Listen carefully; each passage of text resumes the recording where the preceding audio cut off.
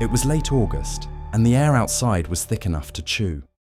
I'd just moved to a nowhere town called Hickory Ridge, Louisiana, to get away from some bad choices up in Memphis. The only place hiring was the Walmart Supercenter out on Highway 90, right where the lights from town petered out and the pine woods took over. They needed a night stalker, and I needed the cash.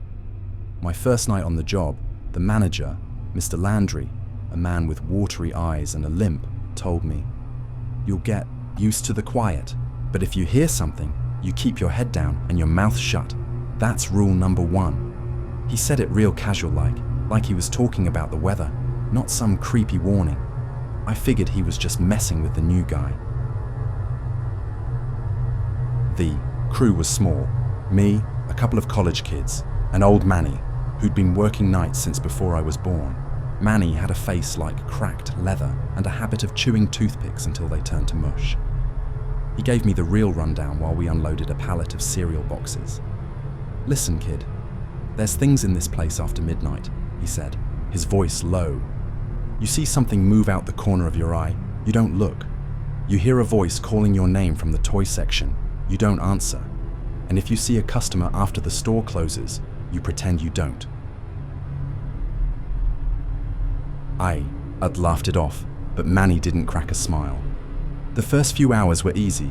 The store was empty except for us, and the fluorescent lights buzzed like angry hornets. We stocked shelves, sorted pallets, and joked around to keep ourselves awake. Around 1 a.m., the college kids took their break, leaving me and Manny alone, in the back.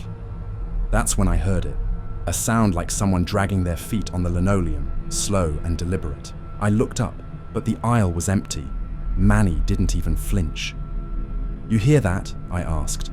He just shook his head and kept working. The sound came again, closer this time. My skin prickled. I peeked around the corner, but there was nothing, just rows of cereal stretching into the distance. At 2 a.m., the lights flickered. The store manager had warned us about power surges, but this felt different.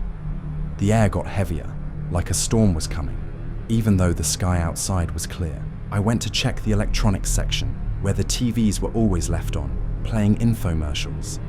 That's when I saw her. A woman in a faded blue dress standing in the middle of the aisle. She was facing away from me, her hair long and tangled. I froze. The store was supposed to be closed. No customers allowed. I called out, "Ma'am, the store's closed. You need to leave." She didn't move. I took a step closer. "Ma'am!" She turned her head, just a little, and I saw her profile. Pale skin, sunken cheeks, eyes that looked black in the dim light. My heart hammered in my chest.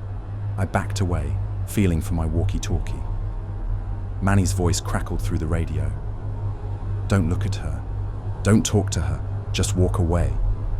I turned and bolted, my sneakers squeaking on the floor. When I got back to the stockroom, Manny was waiting, his face grim. "You saw her," he said. It wasn't a question. I nodded, trying to catch my breath. "She comes around sometimes," he said. "No one knows who she is. Some say she died in the parking lot years ago. Others say she's just lost. But you don't talk to her. You don't look at her. That's the rule." I wanted to ask more, but Manny just shook his head and went back to work. The rest of the night passed in a blur. I kept my head down, my ears straining for any sound. Around 4 a.m., I was restocking the pet food aisle when I heard a child's laughter. It was high and clear, echoing through the empty store. I looked up.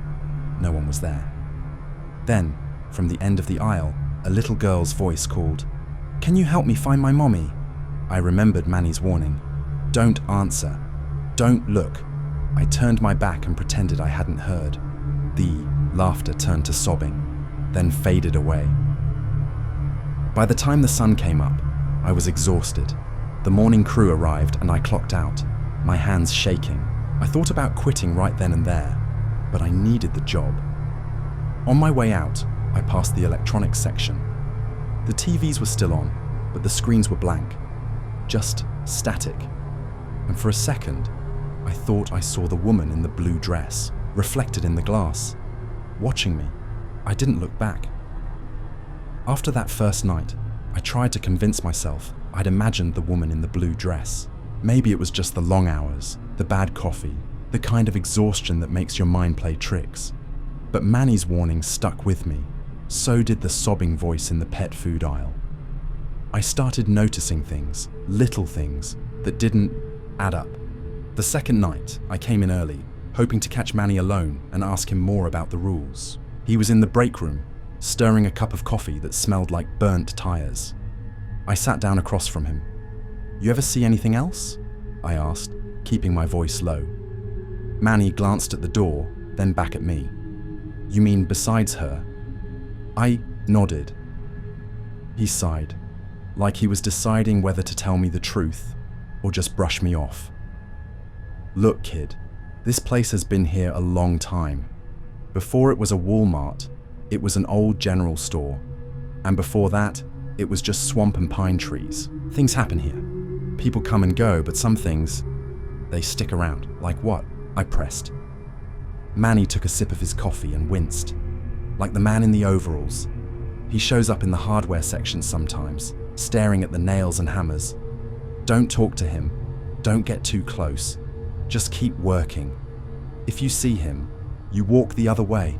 I wanted to ask more, but Manny's eyes told me he was done talking. The rest of the crew started trickling in, and the night began. Around midnight, I was stocking the hardware section. The air was cool, almost damp, like the swamp was creeping in through the walls. I heard a metallic clink, like someone dropping a wrench. I turned, expecting to see one of the college kids screwing around, but the aisle was empty. Then I saw him. A man in faded overalls, his back to me, standing in front of the hammers. His hair was grey and thin, his hands dirty. He didn't move. He just stood there, staring at the tools. I remembered Manny's warning. I turned and walked away, my heart pounding. When I glanced back, the man was gone, but the smell of damp earth and old sweat lingered in the air. The night dragged on. The store was quiet, but not silent. There were always sounds. Footsteps when no one was there. Whispers from the next aisle. The occasional laugh or cry that had no source. I learned to ignore them. I learned to keep my head down and my mouth shut. Around 2 a.m., the college kids took their break. I was alone in the back, sorting boxes of canned goods. That's when I heard the music. It was faint at first, like a radio left on in another room, but it grew louder. A slow, sad country song, the kind my granddaddy used to play. I followed the sound, thinking maybe someone had left a phone or a speaker on. The music led me to the toy section. The aisle was dark, the toys staring at me with plastic eyes. The music stopped. The air felt thick, like I was walking through syrup. Then I saw her again, the woman in the blue dress. She was standing at the end of the aisle, her back to me. Her hair was tangled, her dress faded and torn. She didn't move. She just stood there like she was waiting. I remembered the rules. Don't look. Don't talk. Just walk away. I turned and ran, my breath coming in short gasps. I didn't stop until I was back with the others, my hands shaking. No one asked what was wrong. They just nodded, like they understood. The next night was worse. The store felt different, heavier, darker. The lights flickered more often.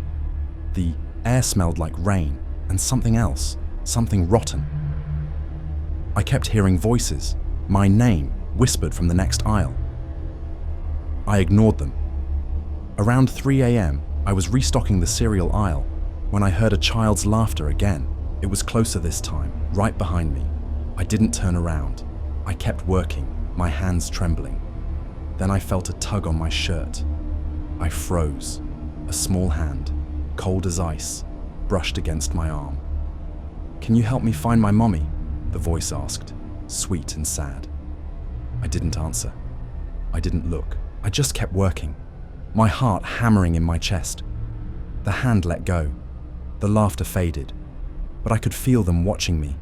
Her, the man in overalls, the child.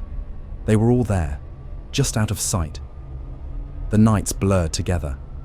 I started noticing other things, rules no one had told me about, but everyone seemed to know. Don't go to the bathroom alone after midnight. Don't look at the security cameras. If you see a shadow that doesn't move, you walk the other way. One night, I broke a rule. I was tired, frustrated, scared. I wanted to know what was really going on. I went to the security office, where the cameras showed every corner of the store. The screen was split into squares, each one showing a different aisle. I watched. For a long time, nothing happened. Then, in the toy section, I saw her. The woman in the blue dress. She was standing in the middle of the aisle, her head tilted to one side. She turned, slowly, and looked right at the camera. Her eyes were black, empty. Then she smiled.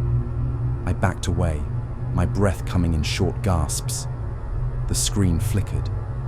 When it came back, she was gone. But in another square, I saw the man in overalls, standing in front of the hammers. He turned too and looked at the camera. His face was gaunt, his eyes sunken. Then, in the pet food aisle, I saw a little girl. She was sitting on the floor, her dress dirty, her hair tangled. She looked up at the camera and waved. I turned off the screen and ran. I didn't stop until I was outside, gulping in the night air. The next day, I told Manny what I'd seen. He just shook his head. "You broke the rules," he said. "Now they know you're watching." That night, the store felt different. The air was thick with dread. The lights flickered constantly. The voices were louder, closer. I heard my name over and over from every aisle. I saw shadows moving where there shouldn't be any. I felt hands brushing against me, cold and clammy. Around midnight, the power went out. The store plunged into darkness. The emergency lights flickered on, casting long, twisted shadows. I heard footsteps, lots of them, coming from every direction. Then I saw them. The woman in the blue dress, standing at the end of the cereal aisle. The man in overalls looming in the hardware section. The little girl, sitting in the pet food aisle, her eyes wide and sad. They were all looking at me. I ran. I didn't stop to think. I just ran, my heart pounding, my breath coming in ragged gasps. I made it to the stockroom, where Manny and the others were waiting, their faces pale. "They're here," I gasped. Manny nodded. "They always come when the rules are broken." The door to the stockroom rattled. Something was trying to get in. We huddled together, listening to the sounds outside. Footsteps, whispers, laughter. The door shook, the lights flickered, the air smelled like damp earth and old sweat. Then, just as suddenly as it started, it stopped. The store was silent. We waited, holding our breath. The door didn't move. The lights stayed on. Manny was the first to speak. "They're gone. For now." But I knew they'd be back. They always came back. I quit the next day. I packed my things and left Hickory Ridge, Louisiana behind. But sometimes, late at night, I still hear the music. I still feel the cold hand on my arm. I still see them, standing in the dark, waiting. And I know, no matter where I go, the rules will always follow.